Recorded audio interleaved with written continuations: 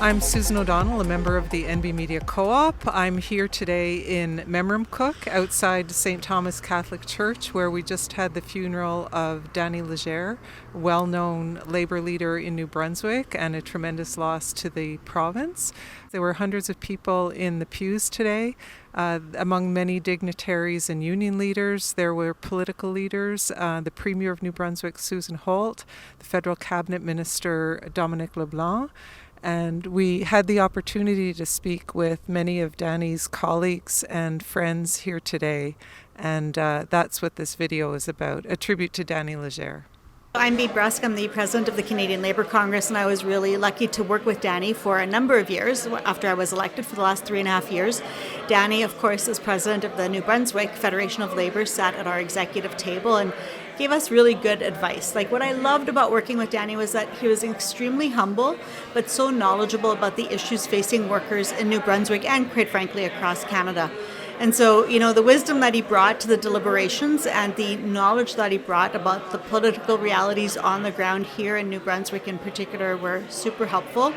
He was always so collegial and really well-rounded in his assessment of things and always very pragmatic.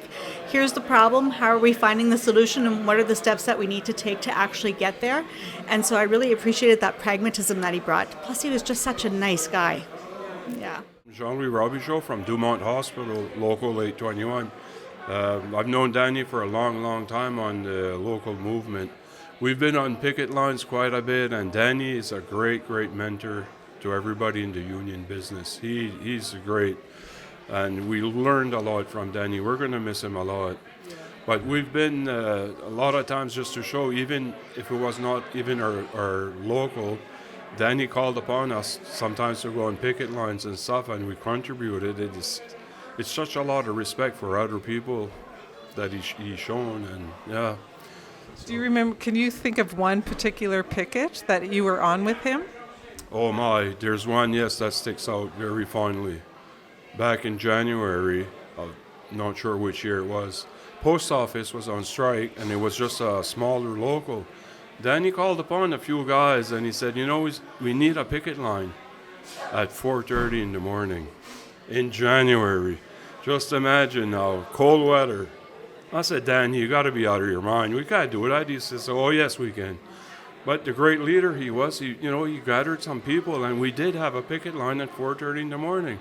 And you have to realize picket lines is just to disturb and just to get the attention. So this is what happened, and we stopped the trucks from going out, the mail trucks that goes to the airport to get the flight. So actually this all worked out great because, we got our message through, and Danny, performed yeah. Was that in Dieppe at the sorting facility? Yes, it was in Dieppe. Yeah, that was in Dieppe. It was cold. We had a barrel and wood burning, and yeah. So it's, yes, good memories, yeah. Paula Dusa, president of the New Brunswick Nurses Union. I was fortunate to meet Danny back in 2003 when we sat on a committee together looking at the Occupational Health and Safety Act, and that was my first introduction to a very burly man that I was a little bit scared of at the time. But lo and behold, we were both smokers, thankfully, both kicked that habit long into our careers. But it was starting on that day that Danny and I started a friendship, and going to miss him tremendously because I spoke to him almost every week. And I've been telling the story that usually I would call Danny when I had something to pick a bone about, and I was all riled up, and I'd go in with guns a-blazing, and by the time I was done speaking with Danny, everything was calm and we came to a solution. So going to really miss his calm demeanor, his wisdom, his friendship, and everything that he did for everybody. Carl Percy, president of the Prince Edward Island Federation of Labour, and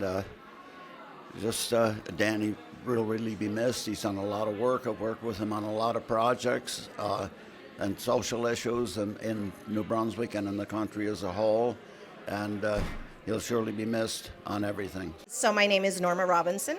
I am the president of the New Brunswick Council of Hospital Unions, QP Local 1252. I met Danny Légère well, I'm going to say probably 30 years ago. It might have even been before that. It was right around the 92 strike, the big provincial strike. Danny was a force to be reckoned with then, and then, of course, he became the president of the division. So, of course, I worked under Danny there, and then I became provincial president in 2007. So I sat on the executive of CUPE New Brunswick with Danny from 2007 until he retired. So, and I also work with Danny on the New Brunswick Health Coalition, and we work very closely on the rights of New Brunswickers and healthcare issues that was affecting the province and the people of New Brunswick. So I've had a lot of experience with Danny. Danny was a wonderful person. The wealth of information and knowledge Danny had. He was a mentor. He was a friend. And you know, like when I think of Danny, excuse me, I think of a time when I was in Vancouver. I was at a CUPE National event. And I came back through. I was trying to get home because we were having my mom's 80th birthday party. And of course, we left Vancouver late. We get into Calgary. We leave Calgary late. So by the time I get into Toronto, my flight had already left. And I was fretting because if I wouldn't have got on a flight, I wouldn't have made it to my mom's 80th birthday party the next day. So lo and behold, who do I see? Danny Légère. And I explained to Danny what's going on because I am beside myself. He goes, well, Norma, why don't you just take my seat on the flight to Fredericton? Because Cindy's going to drive to Fredericton and pick me up, and I can go to Halifax, which is the same distance. So it's no difference to me. And I said, me being from northern New Brunswick thinking, oh my God, you're going to Halifax. No, I can't do that to Cindy. And he said, listen, it's the same distance. Your mom's your mom, and you need to be there. So that to me, it just emphasized, and it just was over the top of the man Danny Légère was. So he will be greatly missed, and we loved him. So my name is Serge Landry. I'm the regional representative for the Canadian Labour Congress for New Brunswick and PI, and I'm also a candidate for the federal election in Moncton, Indiana, which I owe that to Danny. He's the one that got me involved in the party, and he was a big supporter of mine. He was actually in charge of my sign crew, so I'll have to find somebody else. But I just took a few notes because I knew I was going to forget stuff. I met Danny over 20 years ago. I don't remember a day in my life as a union activist that Danny wasn't there. And Danny had faith in people, and he just brought people up. And if it wasn't for Danny and a few others, but mainly Danny, I wouldn't be where I am today. I wouldn't be NDPer. I wouldn't be a union leader. Danny, I owe a lot to Danny. When he was president of CUPE New Brunswick, that's when I met him. And he just had time. And it was never no. It was always, okay, yeah, let's do this. And then he would call me, Serge, what are you doing today? I said, I'm off. He goes, well, I'm going up to Fredericton, or I'm going up to St. Well, I come. So I'd go with him, and he brought me along. But he's just an amazing person that never had bad stuff to say about people. He believed in people. And that my fondest memory, or what I'll remember the most about Danny, and I only realized this the last couple of days, is Danny was a grower, a gardener. In that I knew. He loved growing vegetables, and his fertilizer is really good because he had big vegetables. But also he grew activists, and he mentored them. And for a while I thought, I knew he was one of my mentors, but I never realized how many people he mentored and how many people he touched. And I had the privilege, his last couple of days, the family asked me to go. So I had the privilege to spend time with him the last couple of days and give him a hard time too, because I know he wouldn't want me to fuss over it. But so it's really, I'll treasure our time together. I know the next couple of weeks are going to be rough because, there wasn't a week that went by that I wasn't talking to Danny. His office had moved right next door to mine, and we always went to lunch, me, him, and George Lehman. So it's, and then before Danny was Fed president, it was me, Danny, and Patrick. And then before that was me, Danny, and Michelle. But Danny was the one thing that always stayed the same. So it's going to be a big hole. But the one thing is Danny's favorite holiday was Christmas. And he got to spend Christmas with his family before passing away. So that was really, really good for him. So I'm Sandy Harding. I'm the regional director from CUPE. I met Danny many, many years ago when he sat on the New Brunswick CUPE Executive Board. He was the president of 1251, and I was the president of 2745. He then very soon after that became acting president and approached me to run for vice president. He saw the need to have women represented back then, and he convinced me to run for vice president. So we worked very close together, him as president, myself as vice president for many years with CUPE. Also on the Federation of Labor. We both had seats on the Federation of Labor, and again, he comes to me and says, I think you need to run for VP of Women's Issues. So I did, and then after that, he came to me about 2 weeks before another convention and said, you need to run for first vice president of the Federation of Labor. And I'm like, okay, because I always knew I had his support. So I did that, and then he did Danny was very progressive and brought a lot of people along.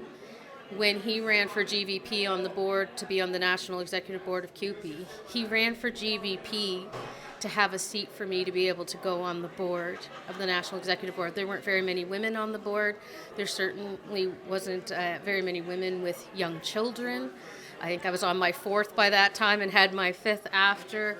And he did all of that. He arranged it so that, because being the VP, if he went into the GVP role, I would get a seat. So he always made seats at the table for folks. He was we had a very special relationship. We, were each other's confidants, scheming. We would push each other to do to be there, and he made me a better unionist, and he made those seats at the table, and he was very progressive about it and can convince you to do the right thing. So we did the Breaking the Mandate tour. He pushed me to be regional director of CUPE. I wasn't sure it was a role I wanted to take on, and he was, you need to do this. And, whatever my path through the labor movement, Danny was always my sounding board of, well, this, or we would talk things back and forth. And so I literally would not be doing the role of what I do today without Danny. He was extremely special and progressive, and I think it shows by the outpouring and memoriams of, premiers, the federal finance minister, all of these folks, federal leaders that reached out. He had an impact far beyond. And with Danny, what you see is what you get. He never put on airs. He was the workers' champion all the way along. And, I'm going to truly, truly miss him just as my friend. And, and I hope that people go forward, living the legacy. I see the tributes out there.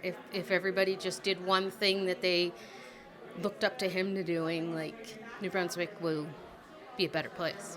He saw that long before there were initiatives and recognizing that, there was just a lot of male voices at the table. Danny recognized it. Not only did he recognize it, he did things. I'd walk into a room very early on in the labor movement, and it would be 300 men and 4 women. Like, it was very male dominated, and Danny recognized it and would tap people on the shoulders to take on these roles. He didn't need an initiative. He didn't need a survey. He recognized it and encouraged people to take on those roles. And it really evolved from a board where it was almost all men to now our QPNB executive board is mainly women. Like, that's something Danny started a very long time ago, because when you're in the labor movement, you look for somebody to say, oh, I can do that. If she could do that, I can do that. And he created a bunch of other mentors coming down. So he really did shape the labor movement in New Brunswick from who he made sure he created seats for. It's Steve Drost, president of CUPE New Brunswick, and we're here today on this very, very sad day to honor and pay homage to Brother Danny Légère, who passed away on December 26th.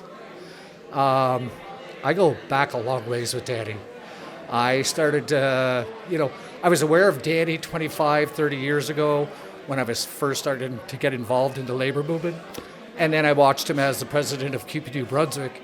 And then I got a chance to be on that executive with him for 11 years under his leadership. So I learned just immensely from Danny. And I just have, like, my respect is unrelentless, you know, because the way he dealt with people, but more importantly, he fought his whole life for workers, for families, for pensions, something that he himself is never going to enjoy. You know, so it's a huge hit to New Brunswick. I feel horrible, heartbroken for Cindy, his 3 girls and grandchildren, the sacrifices they made over the years so that he could be out there fighting for everyday people to make sure, you know, people were taken care of.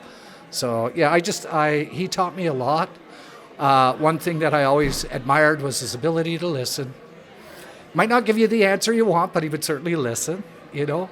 But no, he was always a voice of reason, and he knew how to deal with people and treat people. And to me, that's critical. You got to be kind, you know.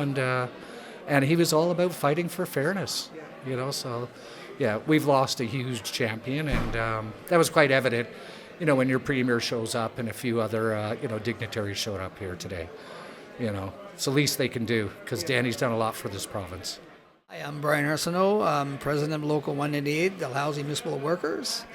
I met Danny a long time ago, and the way we met, he found out that I cook a lot, and I cook a lot of seafood. So at one of our conventions, he found out that in my room, I had tubs of seafood chowder that I was warming up.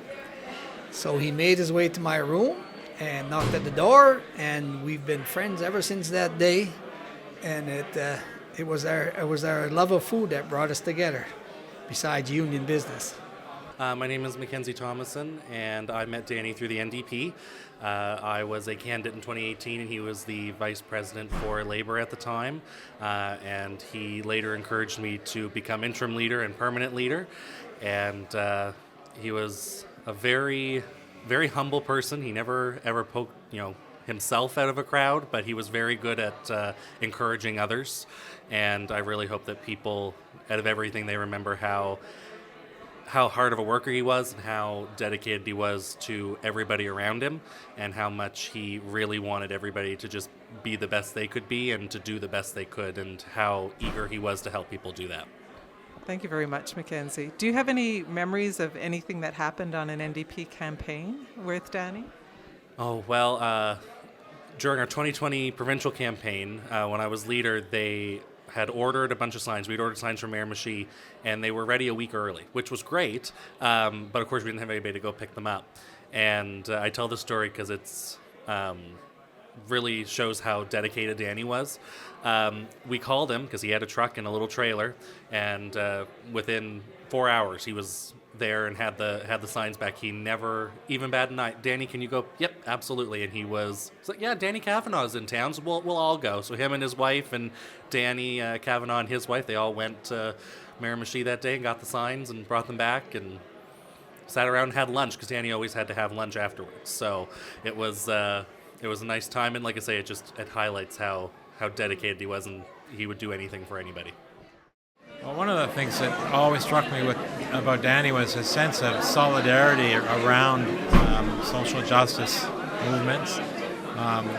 Danny and I and a bunch of others, when I was at the Conservation Council, cooked up something we call the Emerald Group to start talking along environmentalists, labor leaders, indigenous leaders, anti-poverty leaders, to create some sense of movement around what was happening in particular to both the forest and the forestry workers in the province, and that was quite the collaboration, bringing everyone together, and it was that sense of solidarity, of working together, that across sort of the individual movements that always stuck with me about Danny.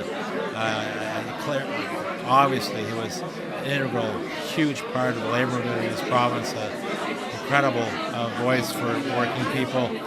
But his social justice work as well was equally important. And when I think of Danny, I think of that. I think of his solidarity with all those striving for social justice, for environmental justice, economic justice. I got to know Danny probably 20 years ago. We've been very close friends. We traveled a lot together. I was a president of CUPE Nova Scotia when he became president of CUPE New Brunswick. We served on the CUPE National Executive Board together.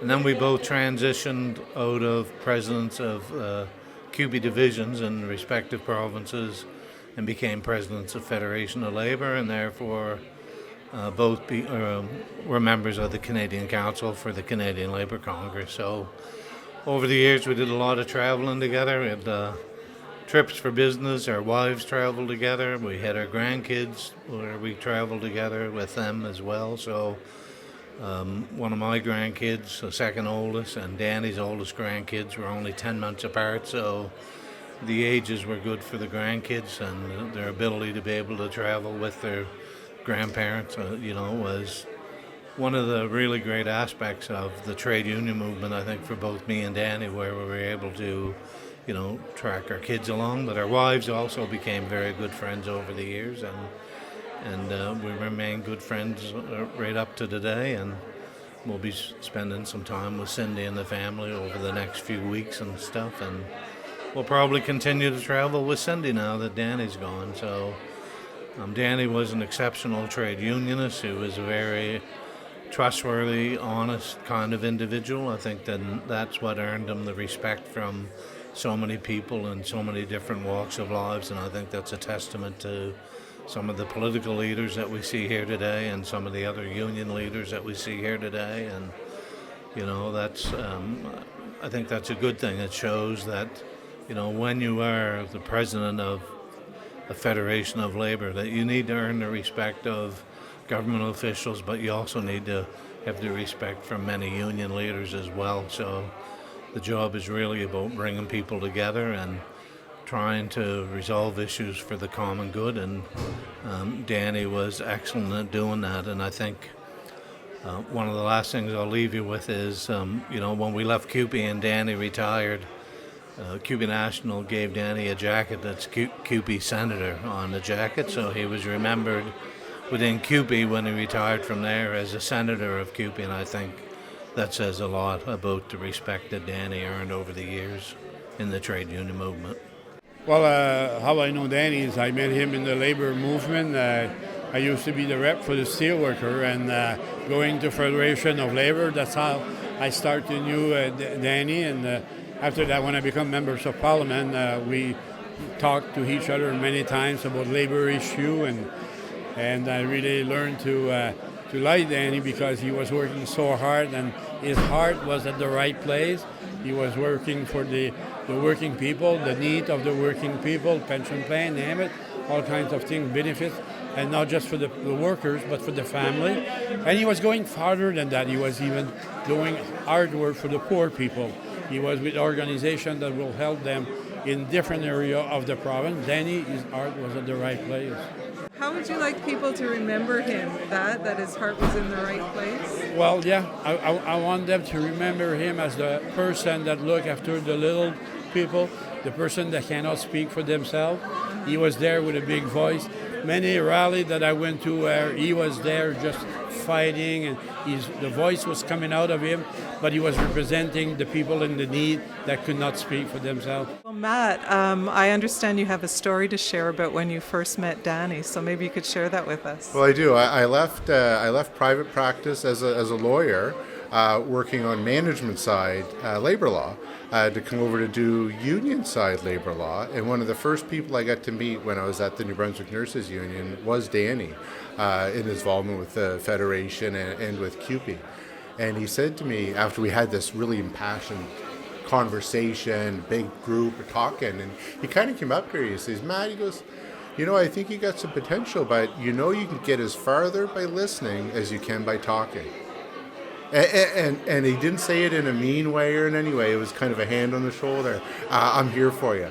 And I've never forgotten it, right, in that lesson. And sometimes I do forget it in the moment, but never overall. And so I just thought it was important to come and share that humility is a lesson that doesn't come easy to everybody.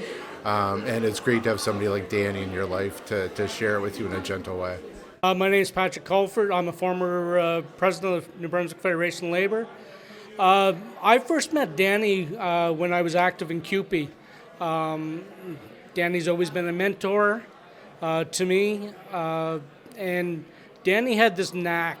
He had this knack of taking people and making them believe in themselves when they perhaps didn't believe in themselves. And Danny did that for me. I remember he called me up and asked me to go for a drive with him. This would have been in 2013. And he said, I want you to be president of the Federation of Labour. I said, I'm not so sure, Danny. He said, no, you can do it. So Danny built that confidence not only in me, but numerous people, whether it be within the labor movement, within his family, within the social justice movement. Danny made you believe that you could do whatever. It's a huge loss for not only his family, but for everybody. Hi, I'm George Lehman. I'm with the Bakery, Confectionery, Tobacco Workers and Grain Millers Union, Local 406, but I'm a vice president for the Federation of Labour as for small unions. My memories of Danny go back to the mid-'80s, and he was representing CUPE, and I was representing our union as a delegate to the Federation of Labour. And we kind of aligned ourselves over the years on many different things that were going on. And whether we agreed on issues or disagreed on issues, we respected each other, and that was so important with Danny as well as myself. I guess Serge Landry, Danny, and myself were known as the Three Amigos. We were around everywhere and doing everything we had to do, and we'll definitely miss him. Jean-Claude Basse. Je pense ça qui est important pour moi, là, en tout cas, que j'ai connu Danny surtout, qui était sur le conseil provincial du Front commun pour la justice sociale. Et je pense que Danny comprenait l'importance de faire le lien entre les différentes luttes, les luttes syndicales, les luttes sociales. Il était dans le Front commun. Je travaillais avec lui aussi à la coalition de la santé, donc les luttes pour garder des programmes publics. Et je sais qu'il a travaillé aussi sur les questions internationales. Donc, il voyait l'importance de l'interconnexion entre les luttes. Et pour avoir une société égalitaire, juste, je pense qu'il voyait cette importance-là. D'être impliqué individuellement, d'être impliqué les organismes, surtout les syndicats, les impliquer dans ces luttes-là, mais aussi supporter financièrement. Parce que souvent, on peut appuyer une lutte, mais il voyait la nécessité des organisations, surtout au Front commun, de donner de l'argent. Donc, lorsqu'il était président du SCFP, à chaque année, il donnait un chèque de 5 à 10 000 $. Donc ça, je pense que c'est important pour les gens de se rappeler que les luttes, ça prend de l'argent. Et qu'ils comprenaient ces nécessités de base, là, si on peut dire. Je pense que c'est clair que son décès laisse un grand vide au niveau syndical, mais au niveau des luttes sociales aussi. Et c'est ça, comment les groupes, qu'ils réagissent ou comment qu'ils se réorganisent lorsqu'une personne disparaît assez rapidement. Et c'est toute la question du remplacement du leadership et, qui vient en ligne de compte. Et je pense que la majorité des organisations ils ont un problème présentement d'avoir des gens pour remplacer ceux qui s'en vont. Donc, c'est un défi qui se joue au jour le jour et qui va certainement se jouer au niveau, parce qu'il était coprésident de la coalition de la santé, il était président de la fédération, donc il était impliqué dans l'NPD. C'est sûr que c'est un vide et que ça va être difficile de remplacer. Et évidemment, comme ami aussi, c'est un trou. My name is Peter Younganellen. I am the co-chair of New Brunswick Acorn. Acorn is a union of people of low and moderate income. I first met Danny through another social justice group, which I also belong to, which is the Common Front for Social Justice. Danny, I met him when he attended one of our rallies. When we were starting out, we started out in 2021, so we've basically been doing this for 4 years now. I was one of the very first ones to join Acorn. Danny was one of those people that really cared about everyone. It didn't matter if you were a union person. It didn't matter if you were, from a social justice group. He cared about everybody, and he cared deeply. My memories of that is, saying to him that, I wasn't quite too sure when we got started kind of how to really make an impact in the public and in the press and how to speak with politicians, things like this. Danny was really someone who was really a mentor to me. He had taught me, how to basically just to be myself, number one, and just kind of how to make things stand out, how to make them be more meaningful, how to make it more noticeable even with the public. Danny meant a lot to me.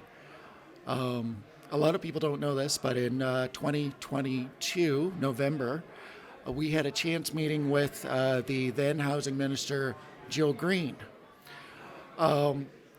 Myself, I have partial sight disability, so my biggest concern was that they invited the chair and the co-chair of Acorn to come in and have the meeting with Jill Green.